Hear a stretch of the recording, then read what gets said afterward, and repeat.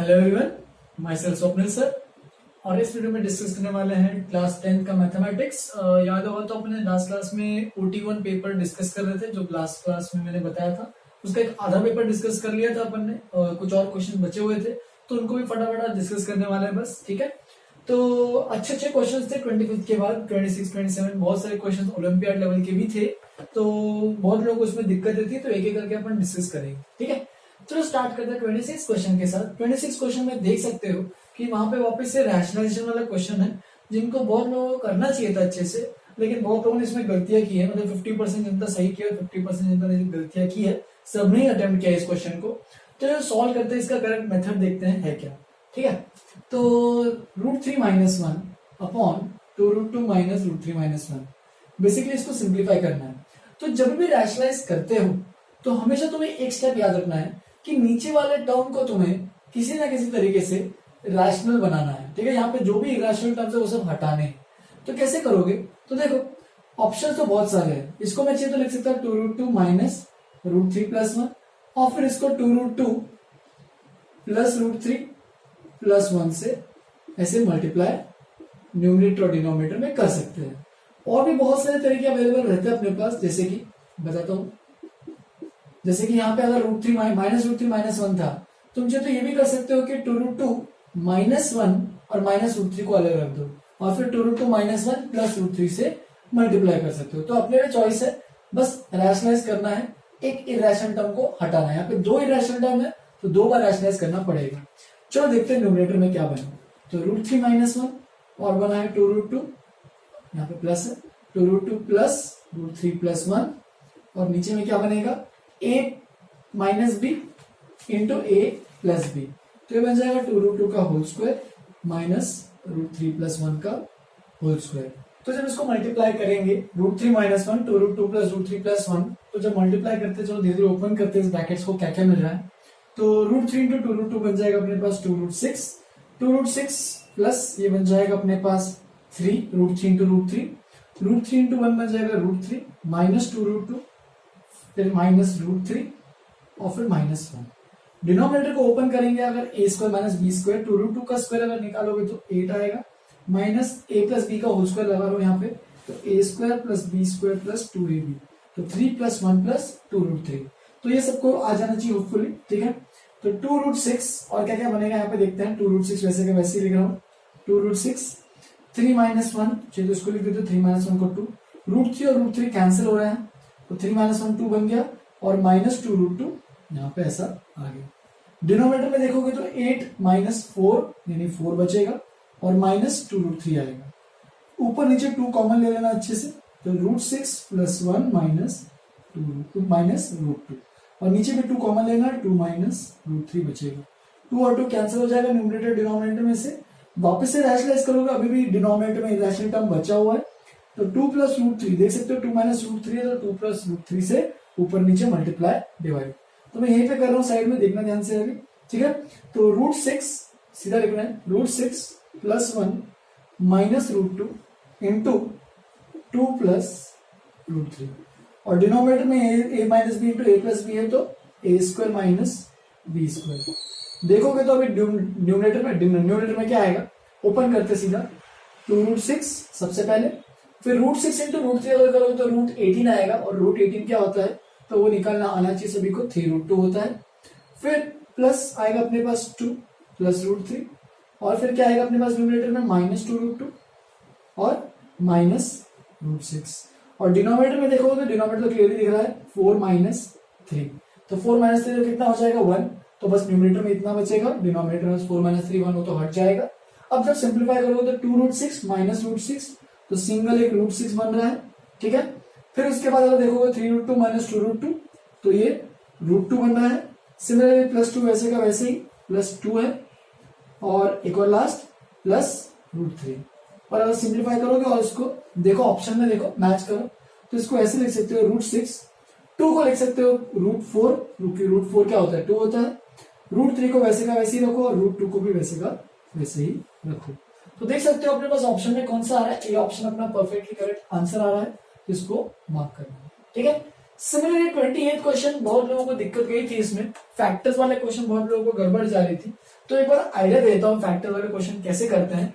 Basic जो factor वाले question होते हैं वो ओलंपियाड लेवल के हैं, ठीक है। सारे जो भी sum of factors, total number of divisor निकालने, टोटल नंबर ऑफ फैक्टर्स निकालने, ये सारे के सारे ओलंपियाड लेवल के क्वेश्चन पूछता है। तो मैं तुम लोगों को नई शीट दी होगी, तुम लोगों को आजकल डिस्ट्रीब्यूट 2-3 दिन पहले डिस्ट्रीब्यूट हो गई होगी शीट्स, तो वो शीट में जाके देख सकते हो। उसमें मैंने एक कंपटीशन विंडो बना के तुम लोगों को दिया है, उसमें बहुत सारे फॉर्मुलेज हैं, लेकिन वो बस ओलंपियाड ओरिएंटेड है। तुम्हें बस ओलंपियाड जो अच्छे से तैयारी करना चाहता है तो ये सारे फॉर्मुलेज याद कर सकते हो, ठीक है। इनके प्रूफ्स अभी नहीं बताऊंगा मैं, ये एक्चुअल में सारे प्रूफ्स 11th-12th में आते हैं, ठीक है। तुम लोग को आइडिया दे सकता हूँ कि 2-3 एग्जांपल्स करा के कि ये प्रूफ मतलब जो भी ये फॉर्मुलेज हैं वो सब वैलिड रहते हैं, ठीक है। उसका टेंशन बिल्कुल मत लेना तुम लोग। जो लोग ओलंपियाड के लिए पढ़ना चाहते हैं, जो ओलंपियाड के लिए परसू कर रहे हैं अच्छे से, तो उनको ये सब क्वेश्चन, ये सब फॉर्मुलेज अच्छे से आने चाहिए। तो चलो देखते हैं क्या फॉर्मुलेज और क्या क्या चीजें हैं, एक एक करके स्टार्ट करते हैं, ठीक है। Question number 28, total number of divisors of 10,500 except 1 and itself, ठीक है। तो जैसे उसने पूछा नंबर ऑफ डिवाइसेस निकालने हैं, तो तुम्हारा अप्रोच क्या रहेगा, ये 10,500 के ना सारे के सारे फैक्टर्स निकाल लो, ठीक है। तो निकालते हैं, सिंपल से करते, चलो 5 से स्टार्ट करते हैं क्योंकि 10 दिख रहा है। 5 2 10, 5 1 5, 0 0, वापिस से 5 दिख रहा है। 5 4 20, 5 2 10, और कितना बचा 0, राइट। 5 4 20, 5 2 सही एकदम। 5 8 40, 5 4 हो गए सारे 5 के। अब देखते हैं 2 से करते हैं। 2 4 2 2 2 2 2 1, अब 3 से जाएगा, 3 7 और 7 1। तो सारे फैक्टर्स निकाल लो फर्स्ट ऑफ ऑल, यानी 10,500 इज इक्वल टू अपन क्या लिख सकते हैं, 2 की पावर 2 इंटू 3 की पावर 1 इंटू 5 की पावर 3 इंटू 7 की पावर 1। तो इस तरह से 4 ऐसे मतलब ये इसके फैक्टर्स निकाल लिया अपन ने सारे के सारे, ठीक है। 2 स्क्वायर, 3 की पावर 1, 5 क्यूब, 7 की पावर 1। अब जब भी नंबर ऑफ डिवाइसेस निकालने बोलेगा, चलो एक छोटा सा एग्जांपल लेता हूं ताकि तुम लोगों को आइडिया आ जाए मैं कर क्या रहा हूं, ठीक है। सपोज नंबर ऑफ फैक्टर्स कोई सिंपल सा एग्जांपल लेते हैं 12 के नंबर ऑफ सारे फैक्टर्स निकालने हैं। तो 12 एक छोटा नंबर है जो निकालने में बहुत आसानी रहती है, जैसे कि 1, फिर अपने पास आता है 2 3 4 6 12, फिर और भी कुछ है क्या, नहीं, ठीक। तो इस तरीके से सारे फैक्टर्स बनते जाते हैं। तुम तो मैंने इसको बताया भी था कि फर्स्ट और लास्ट, अगर मैं इसको ऐसे यहाँ पे आगे लिखता हूँ 6 12, तो फर्स्ट और लास्ट का प्रोडक्ट हमेशा मतलब इक्वल डिस्टेंस आगे से और पीछे से चेक करो, उन दोनों का प्रोडक्ट हमेशा सेम 12 आना चाहिए। 1 इंटू 2 1 इंटू 12 12, 2 6 12, 3 4 12। तो इस तरीके से इसके फैक्टर्स कितने हैं, 1 2 3 4 6 12। तो कितने आ रहे हैं, 1 2 3 4 5 6 फैक्टर्स आ रहे हैं इसके, फिर 6 डिवाइसेस आ रहे हैं इसके, ठीक है। लेकिन अगर एक्सेप्ट 1 एंड इटसेल्फ बोलता, मतलब मुझे 2 नंबर माइनस करने पड़ते हैं, यानी 6 - 2 बोलना पड़ता। अब इसको अगर मैं इसको फॉर्मूले के थ्रू बताऊं तो देखना अभी फॉर्मूला कैसे क्रिएट करता हूं। तो 12 क्या होता है, 4 इंटू 3, तो 2 स्क्वायर इंटू 3 की पावर 1 ऐसा होता है 12, राइट। तो 2 स्क्वायर इंटू 3 की पावर 1 अगर होता है 12, तुम्हें क्या करना है, बस इसमें अभी ध्यान देना अच्छे से, तुम्हें क्या करना है, इसमें इसकी जितने भी इसमें अलग अलग प्राइम नंबर्स के एक्सपोनेंट्स आ रहे हैं उनके एक्सपोनेंट्स को ध्यान देना, ठीक है। जैसे कि अगर कोई नंबर है उसमें आ रहा है x1 की पावर p1, x2 की पावर p2, x3 की पावर p3, सो अनटिल xn की पावर pn, ठीक है। ऐसे कुछ आ रहा है यहाँ पे x1 x2 x3 xn सारे प्राइम नंबर्स है और p1 p2 p3 pn सारे एक्सपोनेंट्स है, ठीक है। तो ये एक्सपोनेंट्स को देखना है तुम्हें, हर एक के एक्सपोनेंट्स। तुम्हें क्या करना है, हर एक्सपोनेंट में एक ऐड करना है, ठीक है। जैसे कि यहाँ पे एक्सपोनेंट देखोगे तो पावर में यहाँ पे 2, उसमें 1 ऐड करना है। सिमिलरली इधर भी यहाँ पे 1 ऐड करना है, ठीक है। तो ये इससे क्या होगा, इसकी वैल्यू कितनी, सॉरी ये 3 यहाँ पे 1 आएगा। यहाँ पे एक्सपोनेंट में एक ऐड करना है, जैसे कि अगर इसका फॉर्मूला देखोगे तो p1 + 1 p2 + 1 p3 + 1 सो अनटिल pn + 1। तो हर एक्सपोनेंट में एक नंबर ऐड करना है। तो देख सकते हो इससे मिलता क्या है, इससे टोटल नंबर ऑफ डिवाइसेस मिलते हैं। तुम अपने नोट जो मैंने शीट प्रोवाइड की उसमें देख सकते हो, ये फॉर्मूला दिया होगा, बस उसका कुछ प्रूफ नहीं बताया होगा, ठीक है। ये एक्चुअली में प्रूफ तुम लोग 11th और 12th स्टैंडर्ड में पढ़ते हो जब परम्यूटेशन एंड कॉम्बिनेशन पढ़ोगे, ठीक है। उसमें नया टॉपिक आएगा, तुम्हें अभी उसका टेंशन लेने की जरूरत नहीं है। अभी के लिए क्या करना है, बस इतना देखो कि एक्सपोनेंट में एक ऐड करते जाना है। तो 2 + 1 कितना हो गया 3 और 1 + 1 कितना हो गया 2। तो देख सकते हो 3 और 2 कितना बन रहा है 6। लेकिन अगर हम बोल रहे हैं ये तो नंबर ऑफ डिवाइसेस हो गए इंक्लूडिंग 1 एंड इटसेल्फ, मतलब 1 और वो जो नंबर है इटसेल्फ उसको इंक्लूड करके हमने आंसर बताया। लेकिन अगर क्वेश्चन में जैसे कि इस क्वेश्चन में पूछा है एक्सेप्ट 1 एंड इटसेल्फ, तो देखो इस क्वेश्चन में कैसे आंसर बताओगे। सिंपल सा क्वेश्चन, यही प्रोसीजर फॉलो करोगे। देखना ये जो हमने यहाँ पे पूरा बताया प्रोसीजर, यही प्रोसीजर फॉलो करना है। सारे एक्सपोनेंट्स देखो और सब एक्सपोनेंट्स में 1 ऐड करो और सबको मल्टीप्लाई कर दो। देखो अभी नंबर ऑफ डिवाइसेस, ध्यान देना। तो 2 + 1, सबसे पहले 2 + 1 किया, फिर इंटू 1 + 1 इंटू 3 + 1 इंटू 1 + 1। तो कैलकुलेट करते हैं, ये 3 इंटू 2 इंटू 4 इंटू 2। तो देख सकते हो ये पूरा मल्टीप्लीकेशन के टर्म्स बन रहे हैं ऐसे इस तरीके से, ठीक है। 3 × 2 = 6 और 4 × 2 = 8, 6 × 8 = 48। तो ये तो हो गए नंबर ऑफ डिवाइजर्स, लेकिन इंक्लूडिंग 1 एंड इटसेल्फ, मतलब इसमें 1 और जो नंबर है 10,500 उसको इंक्लूड किया है। तो एक्सेप्ट 1 एंड इटसेल्फ अगर बोलेंगे, यानी एक्सक्लूडिंग 1 एंड इटसेल्फ अगर बोलेंगे, नंबर ऑफ डिवाइजर्स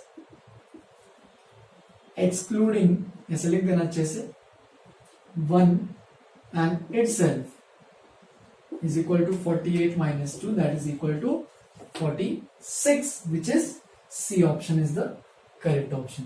तो इसको इस तरीके से फॉर्मूले बेस कर सकते हो। याद रखना एक्सपोनेंट में बस +1 ऐड करना और सबको मल्टीप्लाई करना, ठीक है। ऐसा क्यों कर रहे हैं, क्योंकि यहाँ पे अपन बस ऑप्शंस ले रहे हैं कि अच्छा 2 स्क्वायर है, 2 स्क्वायर से हम लोग क्या क्या ले सकते हैं, 2 की पावर 0 ले सकते हैं, 2 की पावर 1 ले सकते हैं, 2 की पावर 2 ले सकते हैं। इसलिए यहाँ पे 3 ऑप्शन है, तो यहाँ पे इसलिए 3 आ रहा है।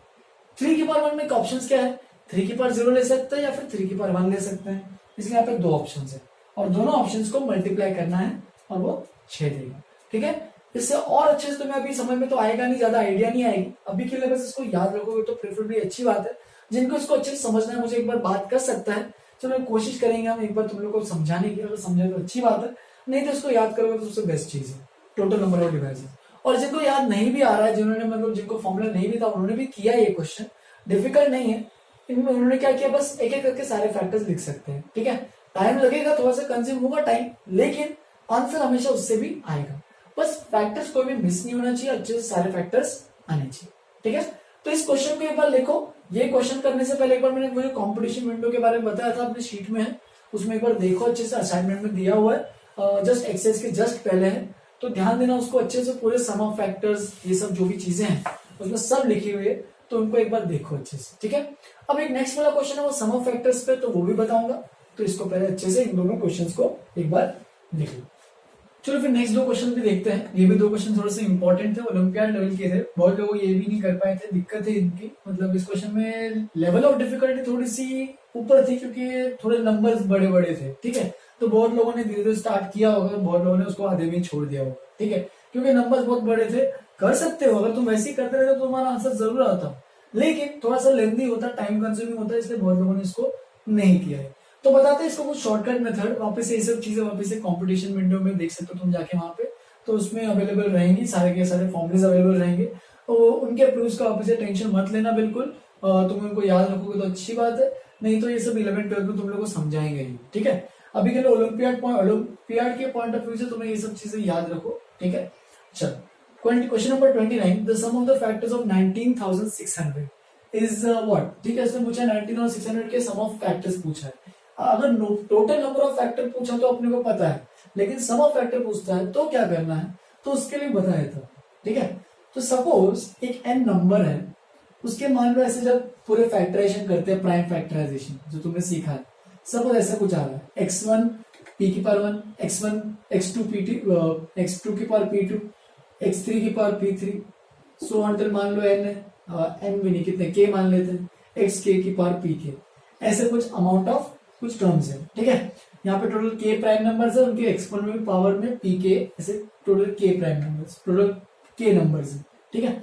फिर अगर टोटल नंबर ऑफ फैक्टर्स निकालने होते थे, तो टोटल नंबर ऑफ फैक्टर्स में मैंने क्या बताया, टोटल नंबर ऑफ फैक्टर्स में क्या करना है, टोटल नंबर ऑफ फैक्टर में डिवाइसेस भी बोल सकते हो, टोटल नंबर ऑफ डिवाइसेस, तो सब में ऊपर में पावर में जितने भी एक्सपोनेंट्स है सब में एक एक करके ऐड कर दो और सबको मल्टीप्लाई कर दो। तो ये तो तुमने अभी बताया ही, तुमने अभी देखा ही होगा। अगर लेकिन सम ऑफ फैक्टर निकालना है तो सम ऑफ फैक्टर्स निकालने के लिए तुम्हें क्या करना है, ठीक है, सम ऑफ फैक्टर्स निकालने के लिए तो x1 जो भी है प्राइम नंबर है उसकी पावर 0 लो, x1 की पावर 1, x1 की power 2, so on till x1 की पावर कहां तक है तो p1 तक है, तो इसको लोगे। फिर सिमिलरली x2 के लिए भी करोगे, पावर 0 पावर 1 से लेके कहां तक जा रही है, x2 की पावर p2 तक जा रहा है, तो उसको भी मल्टीप्लाई करोगे। सिमिलरली x3 के लिए भी करोगे, x4 के लिए भी करोगे, ऐसे ही सबके लिए। सिमिलरली लास्ट xk के लिए भी करोगे, xk की पावर 0, xk की power 1, so on till xk की पावर pk। तो जो भी टर्म्स है इन सबको मल्टीप्लाई करना है। अब ये जो कहानी है ये एक्चुअल में जो हर ब्रैकेट के अंदर है वो एक ज्योमेट्रिकल प्रोग्रेशन होता है। तुम लोगों ने अरिथमेटिक प्रोग्रेशन नाम की चीज सुनी होगी, जिन्होंने नहीं सुनी तो भूल जाओ, कोई दिक्कत नहीं है। एक ज्योमेट्रिक प्रोग्रेशन नाम की चीज हो रही है। क्या है कि यहाँ पे एक सीरीज ऑफ टर्म्स है और हर सीरीज में बार बार x1 मल्टीप्लाई करते जा रहे हैं, तो उसका सम अगर निकालते हैं तो ये तुम लोग अभी 11th का टॉपिक है, तो ये 11th में जब सीखोगे तब की बात है। अभी के लिए बस तुम इतना फॉर्मूला याद रखो, इसका अगर जीपी का फॉर्मूला निकालना है तो इस तरीके से बन जाता है, ठीक है, x1 माइनस 1, सिमिलरली x2 की power p2 plus 1 minus 1 upon x2 minus 1, और सिमिलरली लास्ट तक जाओगे तो ये xk की power pk plus 1 minus 1 upon xk minus 1। तो इस तरीके से अपने पास ये सम ऑफ फैक्टर्स का एक फॉर्मूला तैयार होता है, जो कि तुम्हारे वापस से उसमें जो मैंने शीट प्रोवाइड की उसमें दिख रहा होगा, ठीक है। तो इसको याद रखोगे तो अच्छी बात है, नहीं याद रखोगे तो वैसे बैठ के निकालना पड़ेगा, जो तुमने ऑलरेडी एग्जाम में ट्राई किया है। 2-3 लोग ही कर पाए थे इसको अच्छे से, बाकी लोग ने बहुत गलतियां की इस क्वेश्चन में, ठीक है। तो ये फॉर्मूला को लगाना है, तुम चाहिए तो बैठ के एक करके भी निकाल सकते हो, ठीक है। तो फॉर्मूला कैसे लगाना है देखते हैं। इसके अंदर 19600 है, ठीक है, तो 19600 के सारे फैक्टर्स निकाल लो अच्छे से। 19600 5 से जा रहा है, 5 3 15, ठीक है, 5 कितना 5 9 आ रहा है ना, नहीं 4 आ रहा है, 4 5 9 45, 2 10 0, 5 7 35, 5 8 40, 5 4 20। देख सकते हो यहाँ पे अभी सीधा 2 से कर सकते हो, 2 3 6, 2 9 18, 2 2 2 1 2, 2 9 18, 2 6 12, 2 9 18, कितना आ रहा है 2 8 16, 2 49, और देख सकते हो लास्ट में 2 7 बचेंगे, 7 और 7। तो देख सकते हो 19600 इज इक्वल टू क्या लिख सकते हो, 2 की पावर कितना है 4 बार, 2 की पावर 4 इंटू 5 की पावर 2 और इंटू 7 की पावर 2। तो मैंने जैसे पहले ये बताया था, तुम ये भी लगा सकते हो चाहिए तो। अगर तुम्हें ये ऐसे फॉर्मूला एग्जैक्ट याद नहीं आ रहा है, तुम्हें क्या करना है 2 की पावर 0 प्लस 2 की पावर 1 प्लस 2 की पावर 2 प्लस 2 की पावर 3 प्लस 2 की पावर 4, पहले इन चारों को, इन पांचों को ऐड कर दिया, ठीक है। फिर इंटू 5 की पावर 0 प्लस 5 की पावर 1 प्लस 5 की पावर 2, फिर इंटू 7 की पावर 0 प्लस 7 की पावर 1 प्लस 7 की पावर 2। तो इस तरीके से भी कर सकते हो, या फिर अगर तुम्हें सीधा फॉर्मूला लगाना है तो सीधा फॉर्मूला भी लगा सकते हो। देखो इसमें कैसे करोगे, 1 प्लस 2 प्लस 4 प्लस 8 प्लस 16 ये सब ऐड करना पड़ेगा, या फिर सीधा फॉर्मूला लगा लो, कोई दिक्कत नहीं है। तो 2 की पावर 5 माइनस 1 अपॉन 2 माइनस 1 आएगा यहाँ पे, फिर यहाँ पे आएगा 5 की पावर 3 माइनस 1 अपॉन 5 माइनस 1, फिर यहाँ पे आएगा 7 की पावर 3 माइनस 1 अपॉन 7 माइनस 1। और अगर फाइनली कैलकुलेट करेंगे, चलो इधर ही कर लेते एक बार, ठीक है। तो क्या मिलेगा अपने पास, इज इक्वल टू 2 की पावर 5 कितना होता है 32, तो ये बन जाएगा 31/2 माइनस 1 तो 1 ही रहता है। 5 क्यूब कितना होता है, 5 क्यूब होता है 125 माइनस 1, तो ये 124 बन जाएगा, और नीचे में 4 वैसे का वैसे ही रहेगा, इंटू 7 क्यूब कितना होता है 343, तो 343 माइनस 1 342 अपॉन नीचे में 7 minus 1 which is equal to 6, ठीक है। तो चलो स्टार्ट करते हैं। 4 1 जा तो सीधा जा रहा है, 4 3 जा 4 2 जा 31 चला गया, ये जा रहा है देखो 6 से जाना ही चाहिए, 6 3 से जा रहा है, 6 से जा रहा है, 6 5 से 30, 6 7 जा 42 से जा रहा है, 6 5 से 30 और 6 7 जा 42। तो बस इसको हमें मल्टीप्लाई करके निकालना है, तो कैलकुलेशन भी कर लेते फटाफट। 32 इंटू 31, तो ये बन गया 32, ये बन गया 96, तो कितना बन रहा है 2, ये 9 और ये 9 992 इस तरीके से आ गया अपने पास, बिल्कुल सही है। और इंटू अगर 57 भी करेंगे इसके बाद, वो भी कर लेते हैं, 7 2 14, ठीक है। कितना जा रहा है 7 9 63 64, 7 9 63 69, 5 2 जा 10, एक कैरी ओवर, 5 9 जा 45, 46, 4 4 9 जा 5 9 जा 45 और 4 कितना हो गया, 5 9 जा 45 4 49, फिर खत्म। इसकी वजह से वैल्यू आ जाएगी 9 + 4 13 16 और ये कितना आ रहा है 5 6 3 4 4। तो 5 6 3 4 4 मेरे ख्याल से कोई ऑप्शन में है नहीं, तो सीधा सीधा डी नन ऑफ दीज अपने को मार्क करना है। ठीक है, बस ये कैलकुलेशन में चेक कर लेना, अगर कैलकुलेशन सही होगा तो उसके D none of this is the correct answer. ठीक है, सिमिलरली 38 क्वेश्चन को भी देखेंगे। तो 38 क्वेश्चन में the product of the devices 7056, इसको भी निकालने का तरीका है, कंपटीशन विंडो में देख सकते हो। प्रोडक्ट ऑफ द डिवाइसेस अगर निकालना है तो सीधा तुम्हें क्या करना है, product of devices is equal to जो भी नंबर है n, यहाँ पे जो भी नंबर था, यहाँ पे कहाँ लिखा है मैंने n, जो भी नंबर था यहाँ पे n, ठीक है, उस n की पावर n/2 करोगे। यहाँ पे जो n है ये है टोटल नंबर ऑफ डिवाइसेस। ठीक है, तो पावर में half of the total number of devices करोगे, किसकी पावर, उस नंबर की पावर। चलो करते हैं, निकालते हैं टोटल नंबर ऑफ डिवाइसेस। उसके लिए 7056 के फैक्टर निकालने पड़ेंगे। तो देखते हैं 2 से जाहिर है 2 3 जा 6 और 2 5 जा 10, 2 2 जा और 2 8 जा, वापिस से 2 से 2 1 जा 2 7 जा 2 6 जा 2 4 जा 2 8 जा 2 8 जा 2 2 जा 4 41। ठीक है, मेरे ख्याल से 3 से जा रहा है वापिस से, तो 3 से करते हैं। 3 1 जा कितना आ रहा है 3 4 जा 3 7 जा, वापिस से 3 से जा रहा है क्या, जा रहा है बिल्कुल। 3 4 जा 3 9 जा 7 7 जा। तो देख सकते हो 7056 में क्या है, 7056 इक्वल टू 2 की पावर 4 बन रहा है इंटू 3 की पावर 2 बन रहा है और 7 की पावर 2 बन रहा है। तो इसके प्राइम फैक्टराइजेशन इस तरीके से मिला। तो number of devices n, small n से रिप्रेजेंट कर रहा हूं नंबर ऑफ डिवाइसेस, ये तो n है, तो 4 + 1 इंटू पावर्स, एक्सपोनेंट की पावर्स में एक ऐड कर दो। ठीक है, तो कितना बन रहा है 5 × 3 × 3 दैट इज इक्वल टू कितना बन रहा है अपने पास 5 × 3 × 3, तो ये आ जाएगा अपने पास 15 और ये 3 7, 15 3 से कितना हो गया 45, सॉरी, तो 45 आ रहा है। और फाइनली अगर प्रोडक्ट ऑफ डिवाइस अगर निकालते हैं, यहाँ पे सीधा निकाल रहा हूं मैं, product of the devices is equal to 7056 की पावर 45/2। ठीक है, अब ये हाफ जो अटका हुआ वो किसके लटका हुआ है, क्योंकि वो किसी का परफेक्ट स्क्वायर है। देखते हैं 84 का ही स्क्वायर है वो मेरे ख्याल से, क्योंकि ऑप्शन में सब 84 ही दिख रहे हैं। तो 84 × 84 निकाल लेते हैं फटाफट। 4 4 16, 4 8 32 33, 4 8 32 3 और 8 64 और 64 और 3 67। तो कितना बन रहा है ये 6 5 0 7056 एकदम बिल्कुल सही। मतलब 7056 की पावर अगर हाफ निकालोगे तो कितना हो जाएगा, वो बन जाएगा 84 और पावर में बस बचेगा 45। तो देख सकते हो 84 की power 45, C option is the correct option. ठीक है, तो यहाँ पे प्रोडक्ट ऑफ डिवाइसेस का भी ये फॉर्मूला है, इसको याद रखोगे तो चलेगा, नहीं याद रखोगे तो तुम्हें वापस से इसके सारे डिवाइसेस निकालने पड़ेंगे, वो उससे भी आंसर आएगा लेकिन थोड़ा सा टाइम कंज्यूमिंग रहेगा।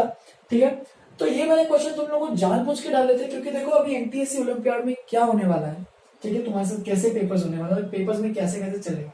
तुम्हें ये हमेशा कभी भी अप्रोच नहीं रखना है कि तुम्हें 100% पेपर सॉल्व करके आना है। जिन्होंने ये तुक्केबाजी की है कि अच्छा मेरे को लग रहा है कि ये आंसर होगा या फिर ये आंसर होगा, तो वो तो उनका नेगेटिव मार्किंग हो गया होगा। जिनके और -1 जिनके और आगे आ सकते थे मार्क्स उनके नेगेटिव हो गए। ठीक है, जो पीछे थे वो आगे हो गए। उसकी वजह से एक एक मार्क का बहुत इंपॉर्टेंस होता है, बहुत फर्क पड़ता है, क्योंकि जब आगे हायर, जब ओलंपियाड ही नहीं, जब आगे हायर जेई नीट और भी ऊपर के पेपर जब दोगे तो उसमें कंपटीशन लेवल बहुत हाई रहता है। तो उसकी वजह से इंपॉर्टेंट क्या है कि क्वेश्चन को तुम्हें छोड़ना आना चाहिए अभी के लिए। जब ये ओलंपियाड की बात की जाए, तुम्हें अगर लग रहा है कि क्वेश्चन गलत है, तो क्वेश्चन नहीं जम रहा है या फिर क्वेश्चन डिफिकल्ट लग रहा है या फिर बहुत ज्यादा टाइम कंज्यूमिंग है, तो उनको छोड़ो। ये नहीं कि पूरा छोड़ दो, लास्ट में वापस आके ट्राई करना बिल्कुल। ठीक है, अगर जमे तो अच्छी बात है, नहीं जमे तो कोई दिक्कत नहीं है, लेकिन बिल्कुल गलती से भी तुक्का नहीं मारना है, गलती से भी अपने को नेगेटिव मार्किंग नहीं खींचनी है। ठीक है, चलो फिर ये लिख लो अच्छे से एक बार। इसका अगर देखो ये इंपॉर्टेंट भी नहीं है अभी 10th के सिलेबस के पॉइंट ऑफ व्यू से अगर देखा जाए तो ये इतना तुम लोगों को याद रखने की जरूरत नहीं है। ये बस ओलंपियाड के लिए जो पूरा जी जान से पढ़ना चाहते हैं उनके लिए मैंने बना रहा हूँ, तो वो लोग अच्छे से एक बार देख लेंगे। ठीक है, तो इतना लिखो, और भी क्वेश्चन उनको फटाफट डिस्कस करते हैं। आगे वाले थोड़े से डिफिकल्ट नहीं, थोड़े से इजी क्वेश्चन है अभी, तो फटाफट उनको भी कवर अप कर लेते हैं। चलो फिर नेक्स्ट दो क्वेश्चंस को भी देख लेते हैं, 33 एंड 35। ठीक है, 35 सबसे इस पूरे एग्जाम का या फिर पूरे OT1 का सबसे अच्छा क्वेश्चन था। ठीक है, तो इसको अच्छे से एक बार सॉल्व करना है। ठीक है, 33 ओके क्वेश्चन था, बहुत लोगों को कर लेना चाहिए इसको, बस को फैक्टर अच्छे से ओपन करना आना चाहिए सबको, और कुछ नहीं। ठीक है, अच्छा इसके पहले एक 29 वाला जो क्वेश्चन था उसमें लास्ट में 5 4 कुछ वैल्यू आई थी, उसमें करेक्ट आंसर आता है 5477। ए ऑप्शन एकदम सही आंसर है उसका, तो एक बार उसका अच्छे से चेक कर लेना। ठीक है, तो वहां पे शायद मैंने कैलकुलेशन में यहाँ पे कुछ 32 या फिर 31 में कुछ गलती की थी, तो उसमें एक बार चेक कर लेना। ए ऑप्शन 547777 आंसर करेक्ट आना चाहिए। ठीक है, 33 क्वेश्चन में देखते हैं, if p is equal to 2 4 6 so on till 20 तक है, सबका प्रोडक्ट है, तो इसको लिखता है देखो ऐसे, 2 इंटू 1 ऐसे लिखते हैं। ठीक है, ये लिखते हैं 2 इंटू 2, ये लिखते हैं 2 इंटू 3, ये लिखते हैं 2 into 4, so on till last तक जाएंगे तो 2 इंटू 10 आ जाएगा। तो देख सकते हो 2 में कितना आ रहा है, ये अगर चेक करोगे अगर अच्छे से इसको, 2 में कितना आ रहा है, तो 2 की पावर 10 बन रहा है। ठीक है, और क्या बच रहा है, 1 into 2 into 3 into 4 into 5 into so on till 10। ठीक है, 9 इंटू लास्ट में आएगा ऐसे 9 इंटू 10। ठीक है, अब नीचे में देखो क्यू में सारे के सारे जो भी है वो सब ऑड नंबर्स ही हैं, तो यहाँ पे जितने भी ऑड नंबर्स है उनको देख के निकालो बस। ठीक है, तो और भी सिंप्लीफाई कर सकते हो, देखो 2 की पावर 10, 1 तो वैसे लिखता हूं, 3 5 7 और 9, ये सब तो वैसे लिख देते हैं। ठीक है, अभी के लिए वो सब ठीक है, लेकिन उसके अलावा और भी इवन नंबर्स भी हैं, देखते हैं 2 4 6 8 10, राइट। तो इसमें से फर्दर और 2 भी निकालते, थोड़ा सा और सिंप्लीफाई करते, बस मैं प्रोडक्ट बना रहा हूं अच्छे से, और कुछ नहीं है इसमें। ठीक है, तो 1 3 5 7 इसको तो वैसे का वैसे लिखेंगे 1 3 5 7 9। ठीक है, इसको और क्या लिख सकते हैं, 2 इंटू 2 को इसके अंदर भेज दो। ठीक है, यहाँ पे भी 2 एक आ रहा है, यहाँ से एक 2 आ रहा है, यहाँ से एक 2 आ रहा है, यहाँ से एक 2 आ रहा है, और यहाँ से भी एक 2 आ रहा है। ठीक है, तो और 5 2 ऐड हो जाएंगे, यानी 2 1 जा 3 जा 2 2 जा 2 3 जा 2 4 जा, या फिर एक काम करो, चलो इतना भी नहीं, यहां से ये तो पूरा 2, ये पूरा 2 और ये इसके पूरे 2, तो यहाँ पे एक 2 है, यहाँ पे 2 2 है, यहाँ पे 3 2 है, तो 1 + 2 3, 3 और 3 6, तो ये सारे के सारे सब 2 में डाल दो, तो यहाँ पे कितना बन जाएगा, 10 ऑलरेडी थे, 6 और ऐड हो गए तो 16 हो गए। अब बचे कितने, 6 और 10। ठीक है, 6 और 10 को क्या लिख सकते हो अभी, 6 और 10 को फर्दर, 6 और 10 को लिख सकते हो 2 इंटू 3 और 2 इंटू 5, राइट। तो 2 इंटू 3 2 इंटू 5 को भी ले लो, इसके 2 2 और आ गए, तो 2 की पावर 18 बन गया, इंटू क्या क्या बचा देखो अभी इधर, 2 3 जा 2 5 जा, तो 2 की पावर 18 तो आ गया, बचे कितने 3 और 5, एक तो वैसे ही है, 3 स्क्वायर है, 5 के भी स्क्वायर है, और वैसे इसके भी 3 का स्क्वायर लिख सकते हो इसको, 9 को भी। ठीक है, तो इसको भी के लिए वैसे ही छोड़ रहा हूं मैं, 7 पहले तो लिख दूंगा 7 और 9। ठीक है, तो इस तरीके से p बन जाता है अपने पास। ठीक है, तुम चलो 3 स्क्वायर करके इसको इसके साथ में भेज सकते हो। q को देखते हैं क्यू में क्या क्या है, तो 1 3 5 7 9 11 13 ऐसे जाओगे, सो अंटिल 13 15 17 19, जो भी है। अब तुम्हें क्या करना है, इसके भी जो भी कॉमन टर्म्स देगा वो सब ले लो एक साथ। ठीक है, तो देखो अपने को 3 के देखना है, तो 3 यहां से एक आ रहा है, ठीक है, और 3 यहां से 2 आ रहे हैं, यहां से एक आ रहा है, बस इतना ही आ रहा है, तो 3 कितने बन रहे हैं, तो सारे 3 को एक साथ कर देते हैं। तो इस 9 को भी 3 का स्क्वायर था, तो इसको भी इसके साथ भेज दो 3 का स्क्वायर, तो 3 का स्क्वायर कितना हो जाएगा, 3 की पावर 4। सिमिलर यहाँ पे कितना आ रहा है, यहाँ पे 1 है, यहाँ पे 2 है, यहाँ पे 1 है, राइट, और तो कहीं 3 दिख नहीं रहा मुझे। ठीक है, 1 2 1, तो 3 की पावर कितना आ जाएगा 4, 5 की पावर यहाँ पे 2 आ रहा है, तो 5 की पावर भी 2 आएगा, 7 में तो 1 ही आ रहा है, ठीक है, 7 की पावर 1, 17 की पावर 1, 19 की पावर 1। तो देख सकते हो इस तरीके से क्यू बन जाएगा अपने पास। अब देखो कॉमन कौन कौन से टर्म्स बन रहे हैं इसमें। ठीक है, तो HCF of P and Q, HCF of P and Q क्या क्या दिख रहा है इसमें, अगर कॉमन देखोगे तो 3 की पावर एक तो 4 आ रहा है अपने पास। ठीक है, 3 की पावर 4 पूरा पूरा कॉमन आ रहा है, देखो यहाँ पे 3 की पावर 4, 3 की पावर 4, फिर 5 स्क्वायर भी कॉमन आ रहा है, और 7 की पावर 1 भी कॉमन आ रहा है, मतलब C option is the correct answer. तो मतलब बेसिकली इसको ओपन करके ही सॉल्व करना है, सबसे बेस्ट चीज है और कुछ नहीं। ठीक है, तुम इसको पूरा पूरा भी ओपन करके लिख सकते हो, वो भी चलेगा, उसमें भी कोई दिक्कत नहीं है। मल्टीप्लाई लेकिन हालत खराब हो जाएगी उसमें, पहले ही बताया था। तो पूरा मल्टीप्लाई करते मत बैठना, बस यहाँ पे बस कॉमन देखो, इसमें और इसमें कॉमन फैक्टर कौन कौन से हैं, उन सबको कॉमन लिख के एचसीएफ में डाल दो। 35th, चलो फिर 35th को देखते हैं। अभी 35 बहुत लोगों से नहीं बना है, डिफिकल्ट क्वेश्चन था, सबसे अच्छा क्वेश्चन था इस पूरे OT1 का। तो 2 पॉजिटिव नंबर है, 2 पॉजिटिव नंबर्स है, उन दोनों का एचसीएफ दिया है अपने पास 12। अब एचसीएफ का मतलब इस क्वेश्चन के थ्रू तुम्हें आज समझ में आएगा एचसीएफ क्या है। तो हाईएस्ट कॉमन फैक्टर मतलब उस नंबर्स जो है, दोनों नंबर्स का एचसीएफ अगर 12 है तो हम लोग ये बोल सकते हैं, then therefore let the two numbers be 12p and 12q, where p and q are different positive numbers having no factor in common. तो ये सोचो, ये जो मैंने लिखा अभी, ठीक है। तो अगर एचसीएफ 12 है, जैसे कि सपोज अगर अपने पास 30 कुछ अच्छा लेते हैं, 12 और 18 है, ठीक है। तो इसका अगर एचसीएफ निकालोगे तो देख सकते हो ये 6 2 ये 6 3 है, ठीक है, 6 2 ये 6 3 तो इसका एचसीएफ क्या आता है, 6 आता है, राइट, क्योंकि इसमें कॉमन 6 ही है दोनों में। तो देख सकते हो इसका एचसीएफ 6 है, तो ये 6 इंटू सम अदर नंबर है और ये 6 इंटू सम अदर नंबर है। तो अगर दो नंबर्स का एचसीएफ अगर दिया है तो हम लोग दोनों नंबर्स को क्या मान सकते हैं, एक 12p और एक 12q, 12a 12p जो भी है, p एंड q क्या है, दोनों अलग अलग पॉजिटिव नंबर्स हैं having no factors in common. इसमें और इसमें कोई फैक्टर कॉमन नहीं होना चाहिए, अगर फैक्टर कॉमन हो तो एचसीएफ अल्टर हो जाएगा, इसीलिए p एंड q में कोई फैक्टर कॉमन नहीं है।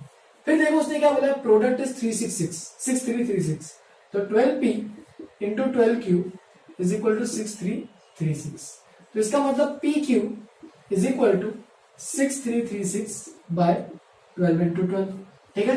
अब चलो डिवाइड करते हैं, 12 वन जा 12 कितना बन रहा है, 12 5 60, राइट, 3 है तो 12 3 जा तो नहीं जाएगा, 12 2 जा 24, ठीक है।